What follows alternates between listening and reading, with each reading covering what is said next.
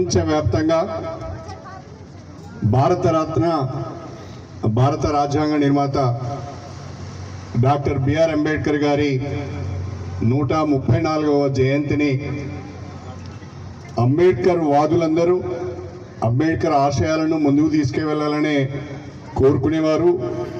Ambedkar rights అందరూ చాలా గొప్పగా జరుపుకుంటున్న పండుగ. అంబేద్కర్ గారి జయంతి సందర్భంగా స్టేషన్ గన్పూర్ నియోజకవర్గ ప్రజలకు అదేవిధంగా తెలుగు ప్రజలందరికీ నేను హృదయపూర్వకంగా అభినందనలు తెలియజేస్తున్నాను, శుభాకాంక్షలు తెలియజేస్తున్నాను. డాక్టర్ బిఆర్ అంబేద్కర్ గారు ఇంత పెద్ద భారతదేశానికి, ప్రజాస్వామ్య దేశానికి ఒక గొప్ప రాజ్యాంగాన్ని అందించాడు. కాబట్టి 75 ఏళ్ళ తర్వాత రాజ్యాంగం అమలులోకి వచ్చి అదేవిధంగా స్వాతంత్రం వచ్చి 78 సంవత్సరాలు గడిచిన తర్వాత కూడా భారతదేశం సమైక్యంగా ఉండగలుగుతుంది అంటే, ప్రజాస్వామ్యము పదిలంగా ఉండగలుగుతుంది అంటే, ప్రజలందరూ కూడా ప్రభుత్వం పైన రాజ్యాంగం పైన నమ్మకంతో ఈ దేశంలో బ్రతకగలుగుతున్నారంటే దానికి కారణం డాక్టర్ బిఆర్ అంబేద్కర్.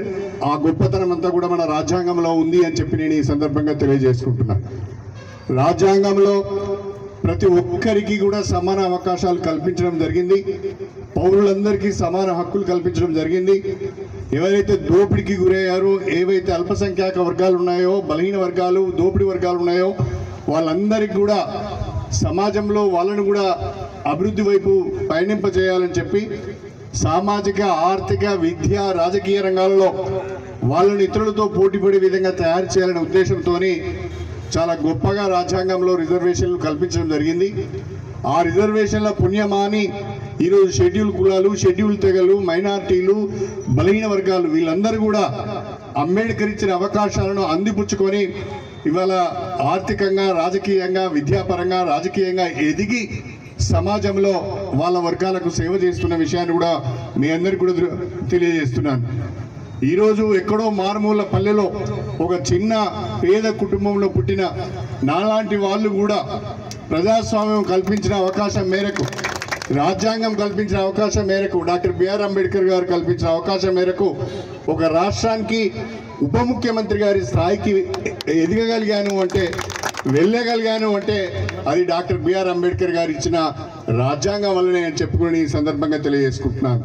ఇవాళ అనేక మంది ఎస్సీలు, ఎస్టీలు ఎమ్మెల్యేలుగా, ఎంపీలుగా, మంత్రులుగా కొనసాగుతున్నారంటే ఆ రిజర్వేషన్ల పుణ్యమే అని చెప్పడంలో కూడా నాకు ఎలాంటి సందేహం లేదు.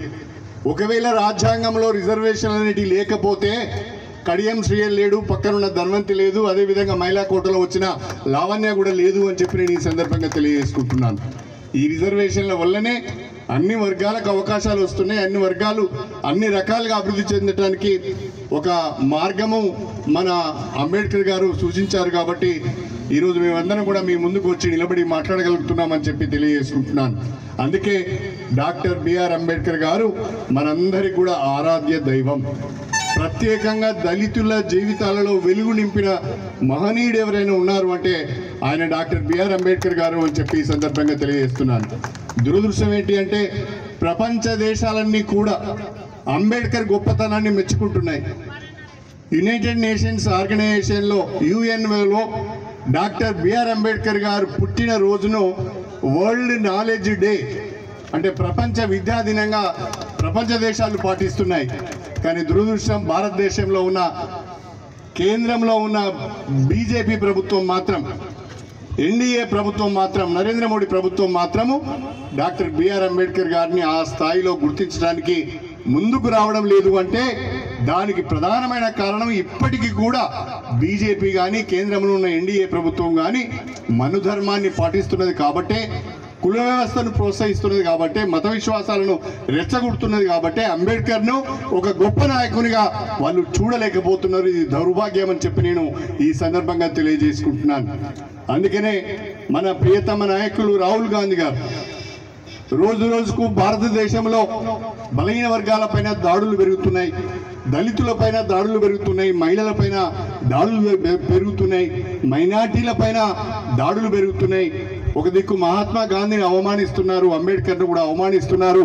ఇది భారతదేశ భవిష్యత్తుకు మంచిది కాదు, భారత ప్రజలకు కూడా ఇది మంచిది కాదు, ప్రపంచ దేశాలలో మన పరువు పోతున్నది అని ఆలోచించి కాంగ్రెస్ పార్టీ పరంగా ఏఐసిసి ఆధ్వర్యంలో ఒక చక్కటి నిర్ణయం తీసుకొని జై బాపు, జై భీము, జై సంవిధాన్, సంవిధాన్ అంటే రాజ్యాంగం, జై బాపు, జై భీమ్, జై సంవిధాన్ అనే నినాదంతో ప్రజల్లోకి వెళ్ళాలి.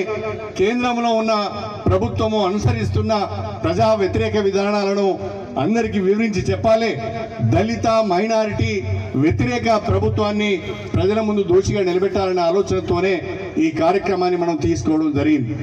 మీ అందరికీ కూడా తెలుసు, మనకు 1947 ఆగస్టు 15వ తారీఖున భారతదేశానికి స్వాతంత్రం వచ్చింది. ఆంగ్లేయులకు వ్యతిరేకంగా అహింసా పద్ధతిలో దేశ ప్రజలందరినీ కూడా కూడగట్టి అనేక సంవత్సరాలు పోరాటాలు చేసి, ఉద్యమాలు చేసి, సత్యాగ్రహాలు చేసి భారతదేశానికి స్వాతంత్రం తెచ్చిన మహనీయుడు ఎవరే అంటే మహాత్మా గాంధీ. అందుకనే ఆ మహాత్మా గాంధీని మనం గొప్పగా బాపు అని కూడా పిలుచుకుంటాం. కానీ దురదృష్టం ఏంటంటే భారతదేశానికి స్వాతంత్రం తీసుకొచ్చిన మహాత్మా గాంధీని మరిచిపోయి మహాత్మా గాంధీని హత్య చేసిన గాడ్సేను ఇలా పూజించే దుస్థితికి ఈరోజు బీజేపీ వచ్చింది అని చెప్పి నేను ఈ సందర్భంగా తెలియజేసుకుంటున్నా. అంటే ఏ రకమైన సిద్ధాంతాలతోని బీజేపీ కానీ కేంద్ర ప్రభుత్వం కానీ ముందుకు పోతున్నదో మనందరం ఆలోచించాలి. మహాత్మా గాంధీ భారతదేశంలో ఉన్న హిందూ, ముస్లిం, క్రిస్టియన్లు, సిక్కులు అందరూ కూడా అన్నదమ్ముల లెక్క కలిసి మెలిసి ఉండాలి అని చెప్పి కలకత్తాలో మత విద్వేషాలు రెచ్చగొట్టి అనేక మంది చనిపోయినప్పుడు మొన్న లోక్సభలో మన కేంద్ర మంత్రి అమిత్ షా గారు అంబేద్కర్ గురించి మాట్లాడుతున్నప్పుడు సభ్యులు వాళ్ళ ఉపన్యాసాలు అంబేద్కర్ పేరు తీసుకున్నప్పుడు అంబేద్కర్ పేరు చెప్పడం ఒక ఫ్యాషన్ అయిపోయింది. మీరు జై శ్రీరామ్ అంటే మీకు పుణ్యం వస్తుంది అని అన్నాడు. జై శ్రీరామ్ అని మనం అందరం అంటాం.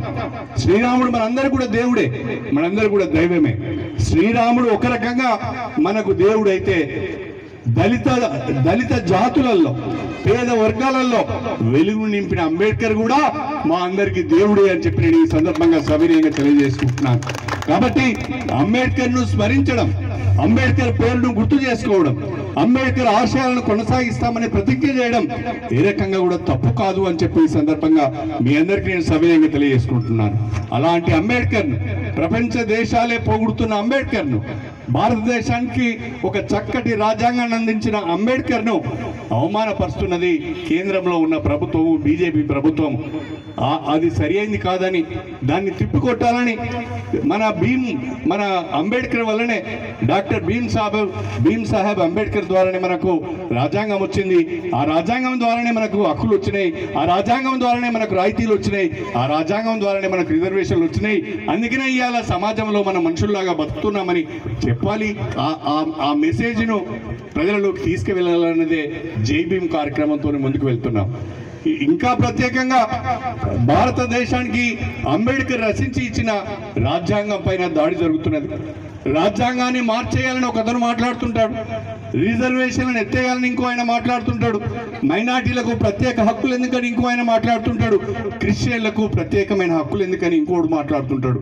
అంటే ఒక మాటలో చెప్పాలంటే భారతీయ జనతా పార్టీ కేంద్రంలో ఉన్న నరేంద్ర మోడీ ప్రభుత్వం ఇది దళిత వ్యతిరేక ప్రభుత్వం, ఇది ముస్లిం వ్యతిరేక ప్రభుత్వం, ఇది క్రిస్టియన్ల వ్యతిరేక ప్రభుత్వం, ఇది మహిళా వ్యతిరేక ప్రభుత్వం, ఇది ఒక్క మాటలో చెప్పాలంటే ఇది పేద వర్గాల వ్యతిరేక ప్రభుత్వం. ఇలాంటి ప్రభుత్వం మన రాజ్యాంగం పైన దాడి చేస్తున్నది. సన్నబియ్యం ఎందుకు ఇవ్వాలి, రాయితీలు ఎందుకు ఇవ్వాలి, లేకుంటే క్వింటాల్కి 5,000 రూపాయల బోనస్ ఎందుకు ఇవ్వాలి, ఉచిత బస్సు ప్రయాణం ఎందుకు ఇవ్వాలి, లేకుంటే కరెంట్ సబ్సిడీలు ఎందుకు ఇవ్వాలి, ఉచిత విద్యుత్ ఎందుకు ఇవ్వాలి, ఈ సబ్సిడీలను ఎత్తివేయాలనే ఆలోచనతోనే ఈనాడు కేంద్ర ప్రభుత్వం ఉన్నది. రిజర్వేషన్లు ఎత్తేయాలనే ఆలోచనతోనే కేంద్ర ప్రభుత్వం ఉన్నది. దీన్ని మనం అందరం కూడా కలిసి కట్టుగా కాంగ్రెస్ పార్టీ జెండా కింద అందరం కూడా కలిసికట్టుగా కేంద్ర ప్రభుత్వం యొక్క విపరీత ధోరణిని మనం ఎండగట్టవలసిన అవసరం ఉన్నది, ఎదుర్కోవాల్సిన అవసరం ఉంది అని చెప్పి కూడా నేను మీ అందరికీ సవినయంగా తెలియజేసుకుంటున్నాను. దయచేసి ఆలోచించండి. ఇది ఒక పార్టీకో, ఒక ప్రాంతానికో, ఒక నియోజకవర్గానికో సంబంధించింది కాదు. ఇది భారతదేశ ప్రజల యొక్క భవిష్యత్తుకు సంబంధించిన మాట. ఇది జై బాపు, జై భీము, జై సంవిధాన్ అనేది ఏదో ఒట్టిగానే ఒక నినాదంగా ముందుకు రాలే. బాపుకు అవమానం జరుగుతున్నది, అంబేద్కర్కు అవమానం జరుగుతున్నది, రాజ్యాంగం పైన దాడి జరుగుతున్నది. దీన్ని ఎదుర్కోవాల్సిన బాధ్యత మనందరిపైన ఉంది అని రాహుల్ గాంధీ ఇచ్చిన పిలుపు మేరకు, కాంగ్రెస్ పార్టీ ఇచ్చిన పిలుపు మేరకు ప్రజలను చైతన్యపరచడానికి ఈ కార్యక్రమాన్ని తీసుకోవడం జరిగింది అని చెప్పి నేను ఈ సందర్భంగా మీ అందరికీ కూడా సవినయంగా తెలియజేసుకుంటున్నాను. దయచేసి మీరందరూ కూడా ఆలోచించండి. కాంగ్రెస్ పార్టీ, కాంగ్రెస్ ప్రభుత్వం ఉన్నప్పుడే పేదలకు న్యాయం జరుగుతుంది. కాంగ్రెస్ పార్టీ ద్వారానే పేదలకు న్యాయం జరుగుతుంది. కాంగ్రెస్ ప్రభుత్వం ద్వారానే పేదలకు న్యాయం జరుగుతుంది.